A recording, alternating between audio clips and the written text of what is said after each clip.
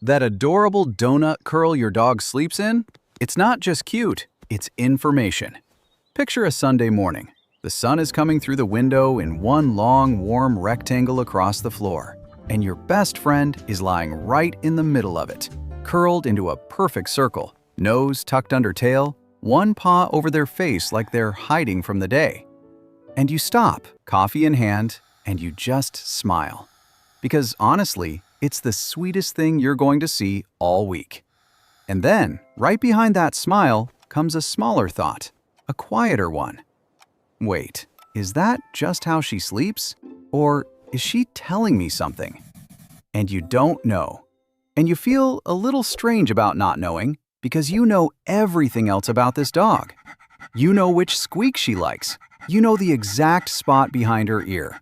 But this you've been looking at every single day for years, and you've never once been able to read it. But what if I told you that your best friend has been filing a full report on how she feels every single night, right there on your floor, in plain view, for free? That the position, the location, and the little ritual before she settles are one of the most honest health updates you will ever receive about your dog. And that most pet parents, through absolutely no fault of their own, have never been taught to read a single word of it. Hi everyone, I'm Dr. Ben Carter, your neighborhood veterinarian, and this is one of the most common things pet parents ask me about, though almost never on purpose. It comes out sideways. We'll be halfway through an appointment about something else entirely, and the owner will say, almost as a joke, "Oh, and he's been sleeping in this weird ball lately. Is that anything?" And they laugh a little, like they're embarrassed to have asked. And I have to tell them, no, please don't apologize. That's not a silly question. That might be the most useful thing you've told me today. So here's what we're going to do together. First, I'm going to teach you the alphabet, every common sleeping position, and what it actually means. Then I'm going to show you the thing that matters far more than any single position, which is change, and the two specific changes worth a closer look. And then we'll get practical, 3 things you can fix tonight, and the longer work that keeps your dog comfortable for years. If you want to become the kind of pet parent who catches things early, go ahead and hit that subscribe button before we start, because Chapter 1 is the part that changes how you look at your dog forever. And if you're the notebook type, grab one now. Let's talk about the enemy first. And I want to be gentle here, because the enemy isn't you. The enemy is a belief. The belief that sleep is just sleep. That it's blank time, 8, 12, 14 hours a day where nothing happens and nothing is communicated. The dog switches off, you go about your evening, and the report gets filed straight into the trash unread. Think about handwriting for a second. Think about someone you love, your mother, your partner, an old friend. You know their handwriting, not because you studied it, you never studied it, but because you've seen it 1,000 times on birthday cards and grocery lists and sticky notes on the fridge. And here's the thing about that. If you got a note from them tomorrow and the lines trembled, or the letters had gone small and cramped, you would know instantly. Not from an expert opinion, not from a chart. You would just know in your stomach that something had changed. Your dog's sleep is handwriting. Every position is a letter. The pose they melt into on an ordinary Tuesday night is their signature. And when that signature changes, when the loops go tight, when the line trembles, that is your dog writing to you in the only alphabet they have. Now, most pet parents aren't ignoring this. They've just never been handed the alphabet. So they look at the note and see decoration instead of words. You weren't failing to watch your dog. You were watching the most informative thing your dog does all day and reading it as a screensaver. So let's fix that right now. Let's learn the letters. The donut. Curled tight, nose to tail, spine rounded like a comma. This is the oldest position there is. It's what dogs did in the wild long before they had us. It does 2 jobs at once. It conserves body heat because a circle has the least surface area exposed to cold air. And it protects everything soft, the belly, the throat, all the vital equipment, tucked away in the middle where nothing can reach it. So a donut can simply mean the room is a little cool. It can also mean your dog is being a bit careful. In a brand new home, in a boarding kennel, on the first night at Grandma's house, you'll see a lot of donuts. It's not a red flag. It's a dog running the ancient software. The side sleeper. Lying flat on one side, legs stretched out, sometimes with those little running dream twitches. This is the one I love to see. To lie fully on their side, a dog has to be warm enough, safe enough, and comfortable enough to let every muscle go. This position is where the deepest, most restorative sleep tends to happen. When a dog lies out on their side in the middle of the floor and starts dream paddling, that dog is telling you, nothing here needs guarding. The belly up. Legs in the air, paws flopped, head thrown back, looking absolutely ridiculous. This is the one that makes people laugh out loud, and it's also the most vulnerable position a dog can physically be in. Everything soft is pointed straight at the ceiling. There is no fast exit from this pose. A dog does not do this in a place they don't trust. It's also a brilliant cooling trick because the belly has thin fur and the paw pads are one of the few places a dog can shed heat. So belly up is often a hot dog with an air conditioner problem, solving it exactly the way nature intended. Trust plus temperature. That's the whole message. The Superman. Belly flat on the floor, back legs kicked straight out behind, front legs stretched forward. Some people call it a sploot. You see it most in young dogs and springy dogs, and it does two things. It presses a warm belly against a cool floor, and it keeps the legs loaded and ready. This is the pose of a dog who is resting but has absolutely not given up on the possibility that someone might pick up a leash. The Sphinx. Chest down, front paws forward, head up or nose resting on the paws, eyes half closed. Here's the important part. This usually isn't sleep at all. This is a dog on duty, dozing with the engine running. A dog in the Sphinx is ready to be standing in under a second, which is why you see it near doorways and at the top of stairs. The burrower.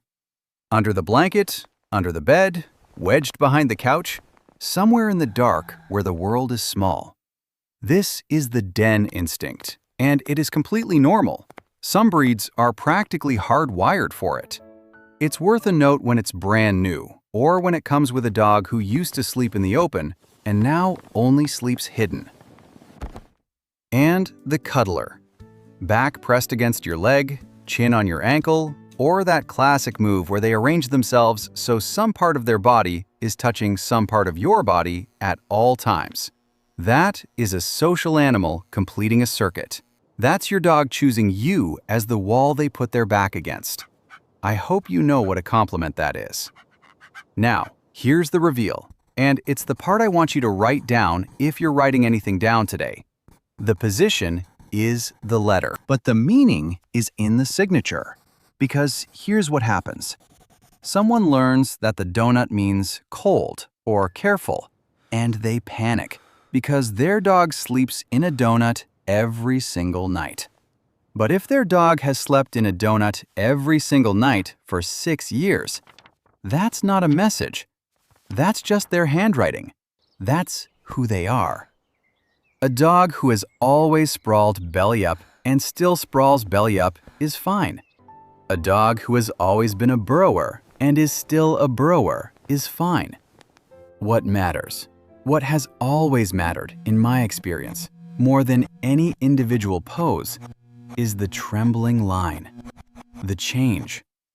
The dog who wrote in big, loose loops for years and has quietly started writing small and tight. So here's what I want you to do right now. Pause the video for 10 seconds and look at your dog. If they're asleep in the room with you, look at them. If they're not, just picture them. What's their signature?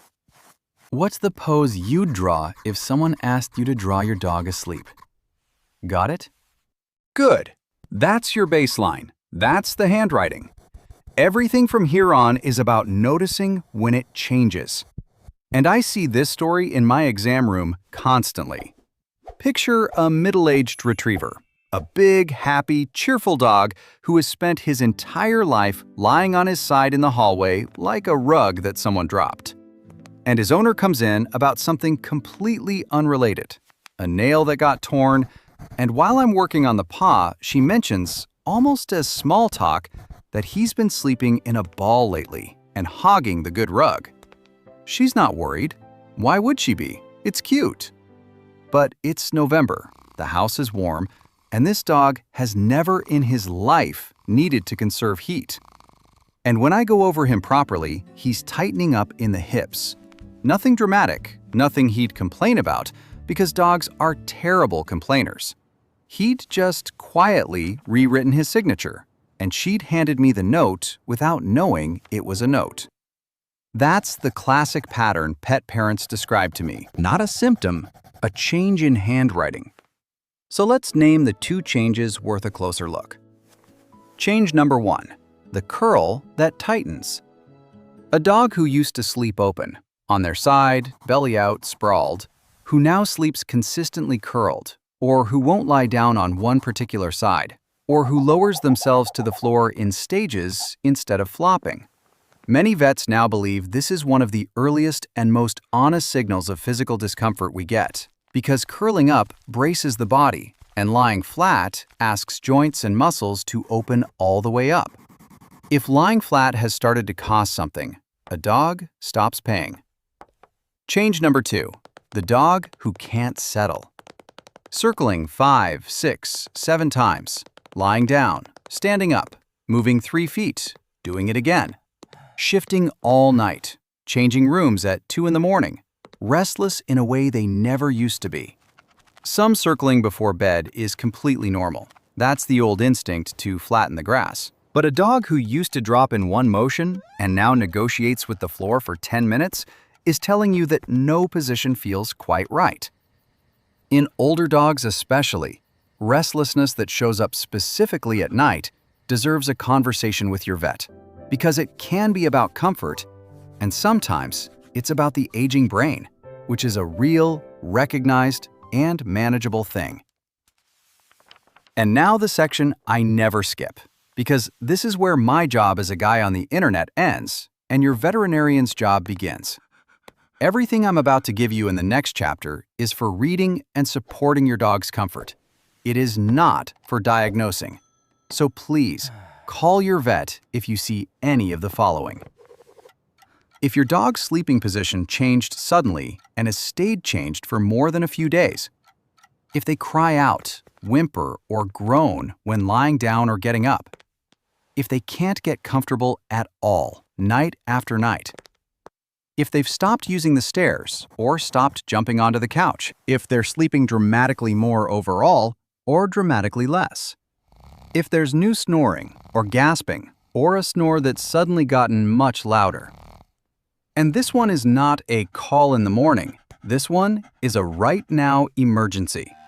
A dog who will not lie down at all, who stands or sits with their neck stretched forward, elbows pushed out away from the body, breathing with their mouth open at rest, is a dog struggling to breathe. That posture exists because it's the only shape that lets air in. Do not wait to see if it passes. Go. Tonight, right now, nearest emergency hospital. Please. Okay, take a breath. Because for the vast, overwhelming majority of you watching, none of that is happening. And what you actually need is a better read and a better bed. So let's do the work. Step 1. Outside, tonight. Before you can spot a trembling line, you need to know what the steady line looks like. So here's the whole protocol, and it takes 10 seconds a day. For 7 nights, once a night, write down 3 things: the position, the location, and roughly how long it took them to settle. That's it. Position, location, settle time. 1 line. Or take 1 photo a night, which is even easier and considerably more adorable. After 7 nights, you own something almost no pet parent has, and almost every vet wishes they had: a written baseline. That's the Sleep Position Report. And I'm telling you, walking into an exam room and saying, "He settled in under 30 seconds every night in June, and now it takes him 8 minutes," is worth more to me than an hour of guessing. But a baseline is only honest if you're not accidentally distorting it. And there are 3 variables in your house doing exactly that right now. Variable 1, temperature. This is the big one, and it's the reason half the donuts I get asked about are donuts. A dog that's cool curls up. Most dogs rest comfortably in a room somewhere around 65 to 72 degrees Fahrenheit. That's about 18 to 22 Celsius. Though thin-coated dogs, tiny dogs, puppies, and seniors all want the warmer end of that. So, is their bed on cold tile? Is it under a vent that blasts down on them at 3 in the morning? Give them a blanket they can get under and out from under on their own. That choice is the whole point. Budget alternative? An old fleece blanket or a folded bath towel does exactly the same job as anything expensive. And the vet warning here is a real one. Please do not use a human heating pad. They get hotter than you think, they don't shut off, and a dog lying on one can't always feel the burn developing until the damage is done. If you want heat, use a product designed for pets, and always leave enough space that they can move off it. Variable 2, the surface. Here's a test you can do in 4 seconds. Go to your dog's bed. Make a fist and press down hard, like you're pushing your elbow through it. Did you hit the floor? Because if your fist hits the floor, so do their elbows and hips, every night for hours. A dog needs roughly 2 to 4 inches, 5 to 10 centimeters of foam that actually pushes back, not fluff. Fluff compresses in a month, and then it's a rug with ambitions. Budget alternative? Don't buy anything. Fold an old comforter twice and put it under the bed you already own. You've just built a supportive base for $0. And a genuine warning: if your dog is a chewer, no memory foam, no shredded stuffing, nothing they can open up and swallow. Foam in a gut is a surgery, not an inconvenience. For those dogs, a firm mat with a chew-proof cover, please. Variable 3. Safety. Dogs sleep deepest where they feel guarded. So look at where the bed is. Is it stranded in the middle of a room? Is it in the hallway everyone walks through? Push it against a wall, ideally in a corner, ideally somewhere they can still see the doorway. Back protected, eyes on the entrance. That tiny change alone has turned more sphinx-posing, half-awake dogs into side-sleeping, dream-paddling dogs than almost anything else I suggest. And then, give them a wind down. 20 to 30 minutes of calm before bed. Last potty at the same time every night. And on that last walk, 10 minutes of just letting them sniff. Nose work drains a dog's battery in a way that a brisk march never will. But this only fixes the outside. Now we have to fix the inside so the problem doesn't come back. Step 2, inside, long-term. Because you can build the world's greatest bed, and it won't help a body that's uncomfortable to lie down in. So here's the inside work, in order of how much it matters. Number 1, and I'm sorry, but it's the most important thing in this entire video: weight. A lean dog lies down more comfortably than a heavy one, gets up more comfortably, and sleeps flatter, longer, and deeper. Here's the check. Run your fingertips flat along your dog's ribs, gently, no pressing. You should feel each rib easily, like the back of your hand. If you have to push to find them, there's a layer there. And listen, no guilt in my clinic, only education and love. Extra weight on a dog is almost never a moral failure. It's usually just a measuring cup used with an optimistic hand. Ask your vet for a target weight and a daily calorie number. That single conversation does more for how your dog sleeps than every product I could ever name. Number 2. The joint comfort ingredient most of you already have access to. Small, oily fish. Sardines packed in water, no salt added. That's it. That's the whole shopping list. They're loaded with omega-3 fats, and research suggests these fats help support comfortable joints in dogs over the long haul. The correct way: 2 to 3 times a week, not daily. A small dog gets half a sardine, a medium dog, 1, a large dog, 2. And the warnings, because they matter. These are calories. Subtract them from the meal or you're undoing number 1 to help number 2. Water-packed only, never oil-packed, never salted. Introduce one new food at a time, 1 sardine, and wait 2 days, or you will be cleaning up diarrhea at 3 in the morning and you'll blame me. And if you're thinking about fish oil supplements instead, talk to your vet about the right dose for your dog's weight, and especially if your dog is on any medication, because that's a conversation about their specific chemistry, not a guess from a video. Number 3. Consistent, boring, daily movement. 2 sessions of 20 to 30 minutes beats 1 enormous Saturday adventure every time. Joints like rhythm. They do not like surprises. Number 4, and it costs you nothing. Replace the bed every 12 to 18 months. Foam has a lifespan. Do the fist test every few months, and when your fist hits the floor, that bed is done.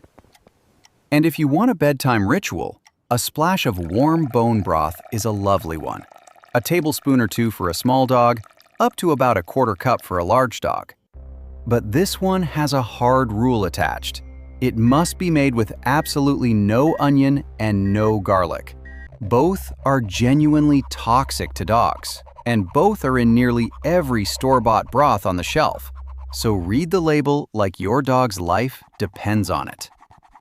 And while we're here, if you stuff a bedtime toy with peanut butter, check that jar for xylitol, sometimes labeled birch sugar. Xylitol is truly toxic to dogs, in tiny amounts, and it is quietly appearing in more and more products. Take the 10 seconds. Read the label. So here's your battle plan. Step 1. Get the baseline. 7 nights, 10 seconds a night. Position, location, settle time. That's the sleep position report, and it's yours forever. Step 2. Fix the 3 variables: temperature, surface, safety. Warm enough with a choice, supportive enough to pass the fist test, and pushed into a corner where their back is covered. Step 3. Do the inside work. Lean body, a couple of sardines a week, daily rhythm, and a bed that hasn't given up. And step 4, honestly, the whole point, read the signature. Not for one scary night, for years. So that when the line trembles, you're the one who notices, early, while it's still easy. Now, you don't have to do all of this tomorrow. Please don't try. Pick just one thing from this video. If I got a vote, I'd pick the 7-night baseline because it costs nothing and it turns you into the world's leading expert on one specific dog. And I want to say something before you go. The fact that you sat through a whole video about how your dog lies down on the floor proves how much you love them. That's not a small thing. Most people never think about it once. You just spent half an hour on it. And trust me, they know. They can't tell you, but they know. And that's exactly why they'll fall asleep on your feet tonight instead of anywhere else in the house. You are your dog's only advocate. Nobody else is going to notice the loops going tight. Nobody else has seen that handwriting 1,000 times. Only you. So the next sunny morning, when you find them curled in that patch of light on the floor, I hope you smile at how ridiculously cute it is. You should, it is. And then I hope you read it, because it was never just a nap. It was always a note. And now you can read the handwriting. Question of the day, and I really want to hear this one. What's your dog's name and what's their signature sleeping position? Donut? Belly up? The one where they somehow end up sideways across your pillow? Tell me down in the comments. I read as many as I possibly can. And honestly, this is my favorite kind of comment section. If this helped you, hit that like button. It helps this channel reach and protect more dogs. Subscribe if you want to keep learning how to read your best friend. And share this with a friend whose dog has been sleeping strangely lately. You might just change their dog's life. Give your dog a gentle scratch behind the ears for Dr. Ben. Stay safe, trust your instincts, and I'll see you in the next video.